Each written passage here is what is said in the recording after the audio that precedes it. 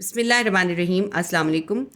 Physics class 9 chapter number 3 है dynamics. आज हम इसका section A multiple choice question करेंगे। इससे पहले वीडियो के अंदर मैं आपको इसका सेक्शन बी के तमाम स्ट्रक्चर्ड क्वेश्चन करवा चुकी हूँ। अगर आपने देखने हो फिज़िक्स क्लास 9 की प्लेलिस्ट में चैप्टर 3 की वीडियोज़ को विजिट कर लीजिएगा। अब हम section A multiple choice question start करते हैं। क्वेश्चन नंबर 1 है, Newton's first law of motion is also known as law of. Newton के फर्स्ट लॉ ऑफ मोशन को कौन सा लॉ ऑफ मोशन भी कहते हैं? ऑप्शन ए है स्पीड, ऑप्शन बी है रेस्ट, ऑप्शन सी है इनर्शिया, ऑप्शन डी है फोर्स। तो इसका आंसर आएगा ऑप्शन सी इनर्शिया। न्यूटन के फर्स्ट लॉ ऑफ मोशन को लॉ ऑफ इनर्शिया भी कहते हैं। और क्यों कहते हैं ये मैंने आपको चैप्टर की एक्सप्लेनेशन में और क्वेश्चन आंसर्स में बहुत अच्छी तरह समझा दिया है। क्वेश्चन नंबर 2 है, quantity of matter contain in body is called. किसी बॉडी के अंदर मैटर की जो क्वांटिटी होती है उसे क्या कहते हैं? ऑप्शन ए है मास, ऑप्शन बी है वॉल्यूम, ऑप्शन सी है एरिया, ऑप्शन डी है वेट। तो किसी बॉडी में जितना मैटर की क्वांटिटी होती है वो उसका मास कहलाता है। तो एमसीक्यूज नंबर 2 का आंसर आएगा option A mass. MCQs number 3 है, quantity of motion contained in a body is called. किसी बॉडी में जो मोशन की क्वांटिटी होती है उसे क्या कहते हैं? ऑप्शन ए है force, option B inertia, option C momentum, option D gravity. कोई बॉडी अगर मोशन कर रही है तो उस बॉडी के अंदर मोशन की जितनी क्वांटिटी है वो उसका मोमेंटम कहलाती है। तो एमसीक्यूज नंबर 3 का आंसर आएगा ऑप्शन सी मोमेंटम।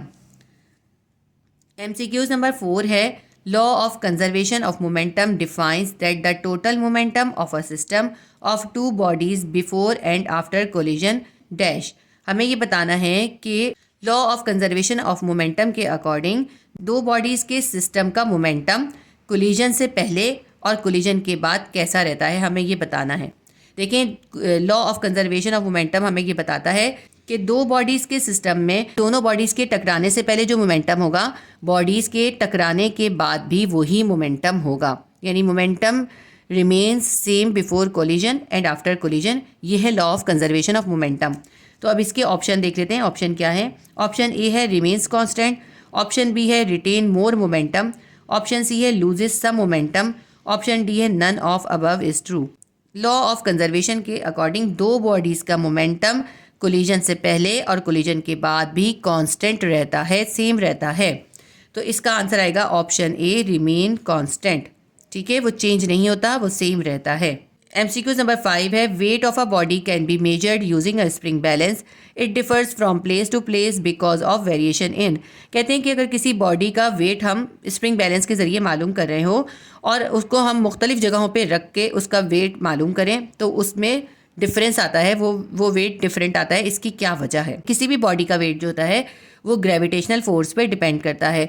अब मुख्तलिफ जगहों पे ग्रेविटेशनल फोर्स डिफरेंट होती है, इस वजह से एक ही बॉडी का वेट मुख्तलिफ जगहों पे मुख्तलिफ हो सकता है। तो इसकी रीज़न क्या है? इसकी रीज़न है ग्रेविटेशनल पुल या ग्रेविटेशन फोर्स। तो पहले ऑप्शन पढ़ लेते हैं हम। ऑप्शन ए है एक्सेलरेशन, ऑप्शन बी है ग्रेविटेशनल पुल, ऑप्शन सी है वेलोसिटी, ऑप्शन डी है साइज ऑफ स्प्रिंग बैलेंस। देखें, स्प्रिंग बैलेंस के साइज से कोई फ़र्क नहीं पड़ता, एक्सेलरेशन से भी कोई फ़र्क नहीं पड़ता और वेलोसिटी चेंज होने से भी कोई फ़र्क नहीं पड़ता, बल्कि ग्रेविटेशनल पुल से फ़र्क पड़ता है। ग्रेविटेशनल एक्सेलरेशन भी हो सकता है यहाँ पर, ठीक है, लेकिन सिर्फ एक्सेलरेशन नहीं होता, ग्रेविटेशनल पुल या फिर ग्रेविटेशनल एक्सेलरेशन इसका ऑप्शन होता है। तो एमसीक्यूज नंबर 5 का आंसर आएगा option B gravitational pull. MCQs number 6 है, it is easier to push an empty shopping cart than a full one. एक भरी हुई शॉपिंग कार्ट की निस्बत एक खाली शॉपिंग कार्ट को पुश करना आसान होता है। The filled cart has more mass than the empty one, this can be expressed by. क्योंकि फील्ड कार्ट का मास खाली कार्ट से ज़्यादा होता है। इसको हम किस तरह से जाहिर कर सकते हैं? देखिए, अगर एक खाली शॉपिंग कार्ट है तो हम उसको आसानी से कम फोर्स के साथ पुश कर सकते हैं, लेकिन एक भरी हुई कार्ट के लिए हमें ज़्यादा फोर्स लगानी पड़ती है। इससे क्या पता चल रहा है? इससे ये पता चल रहा है कि जो फोर्स है वो डायरेक्टली प्रोपोर्शन है मास के। क्योंकि खाली कार्ट का मास कम था इसलिए हमें कम फोर्स लगानी पड़ी थी। जब कार्ट को भर दिया, उसमें सामान डाल दिया, उसका मास ज़्यादा हो गया, तो फुल कार्ट का मास क्योंकि ज़्यादा हो गया तो इसलिए हमें ज़्यादा फोर्स लगानी पड़ रही है। इससे हमें क्या पता चल रहा है? इससे हमें पता चल रहा है कि फोर्स और मास जो है वो डायरेक्टली प्रोपोर्शन है। अगर मास कम है तो फोर्स कम लगेगी और मास बढ़ा दिया है तो फोर्स भी ज़्यादा लगानी पड़ेगी। तो अब इसके ऑप्शन देखते हैं। ऑप्शन ए है F is greater than M, force mass से ज़्यादा है। ऑप्शन बी है F is lesser than M, force mass से कम है। ऑप्शन सी है force is inverse proportion to M, force mass के इनवर्स प्रोपोर्शन है, यानी मास बढ़ाएं तो फोर्स कम हो जाएगी या मास कम करें तो फोर्स ज़्यादा हो जाएगी, इनवर्स प्रोपोर्शन है। ऑप्शन डी है force is directly proportion to M, force mass के डायरेक्टली प्रोपोर्शन है, मास ज़्यादा होगा तो फोर्स ज़्यादा लगानी पड़ेगी, मास कम होगा तो फोर्स कम लगेगी। तो MCQ नंबर 6 का आंसर आएगा option D, force is directly proportion to M. Force जो है मास के डायरेक्टली प्रोपोर्शन है, क्योंकि खाली कार्ड का मास कम है उसमें कम फोर्स लग रही है, फुल कार्ड का मास ज़्यादा है उसमें ज़्यादा फोर्स लग रही है। इसलिए MCQ नंबर 6 का आंसर आएगा option D, force is directly proportion to mass. MCQ number 7 है centrifugal force is always directed, centrifugal force की डायरेक्शन हमेशा किस तरफ होती है? ऑप्शन ए है टूवर्ड सेंटर, सेंटर की तरफ। ऑप्शन बी है अवे फ्रॉम सेंटर, सेंटर से दूर।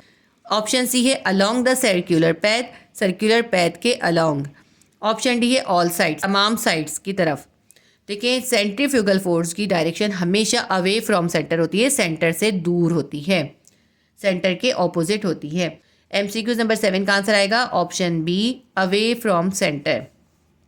MCQ नंबर 8 है friction opposes motion between two bodies in contact because, यानी अगर कोई दो बॉडीज अगर कांटेक्ट में हो उसके अंदर अगर फोर्स लगा के मूवमेंट पैदा की जाए तो फ्रिक्शन की फोर्स उसकी मोशन को अपोज करती है, उसकी मोशन को रोकती है। हमें इसकी रीज़न बतानी है।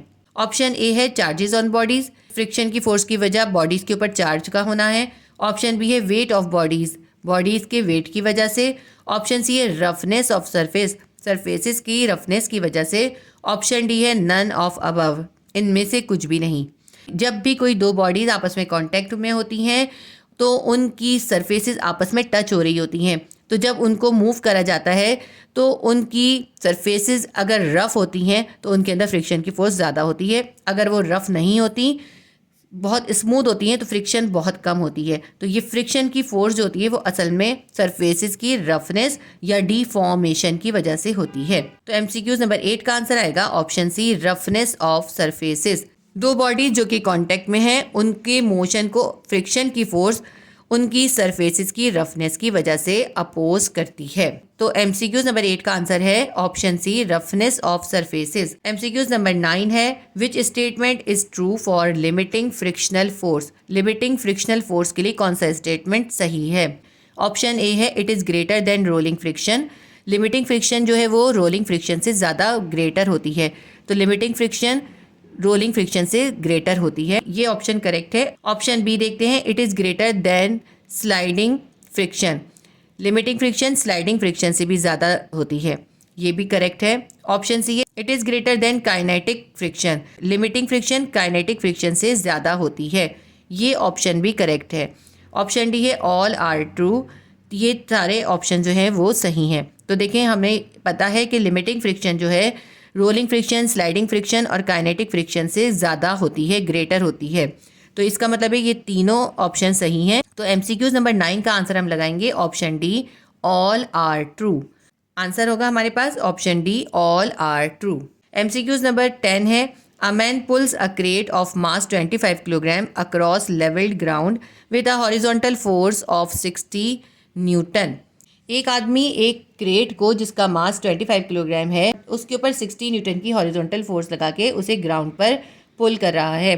Constant force of friction of 20 newton act on the sledge, उस स्लेज के ऊपर जो है 20 न्यूटन की फ्रिक्शन फोर्स भी अप्लाई हो रही है। What is the acceleration of the sledge, आपको स्लेज का एक्सेलरेशन बताना है।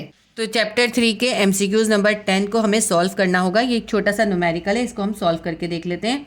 देखिए हमारे पास मास गिवन है, मास हमारे पास है 25 kg, ठीक है, डेटा बना लेते हैं हम।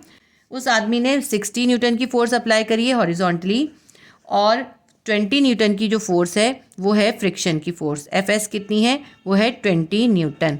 तो देखिए हमें नेट फोर्स निकालनी होगी, तो हम नेट फोर्स निकालेंगे डेल्टा F या नेट फोर्स कह लें। तो 60 में से हम इस 20 न्यूटन को माइनस कर देंगे।